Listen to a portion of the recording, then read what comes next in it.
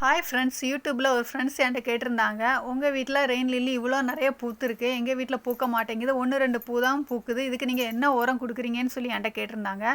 நான் கொடுக்குற உரம் எல்லாம் வீட்டு உரம் தாங்க கொடுக்குறது. இந்த காய்கறி வேஸ்ட்டுங்க, இலைத்தலைங்க எல்லாத்தையும் சேர்த்து மிக்ஸ் பண்ணி தண்ணி ஊற்றி நான் ஒரு 3 4 வாரத்துக்கு அப்படியே விட்டுருவேன், மூடி போட்டு விட்டுருவேன், திறந்து வைக்கக்கூடாது. விட்டுருந்து அதில் வேறு தண்ணி எடுத்து தான் நான் தண்ணியில் மிக்ஸ் பண்ணி நான் செடிங்களுக்கு ஊற்றுறதுங்க. இதுதான் பூக்கிற செடிக்கெல்லாம் நான் ஊற்றுறது, ரோஸுக்கு எல்லா செடிங்களுக்கும் இதுதான் ஊற்றுறது. இதே மாதிரி புளிச்ச தயிரை நான் மிக்ஸ் பண்ணி ஊற்றுவேன், நிறைய பூ பூக்குது. இதே மாதிரி நீங்களும் ட்ரை பண்ணி பாருங்கள். இதே மாதிரி சிவப்பு காராமணியில் நான் அனுப்பின ஃப்ரெண்ட்ஸுங்களுக்கு நிறைய பூச்சி வந்திருக்கதாயிட்டு எனக்கு மெசேஜ் போட்டிருந்தாங்க.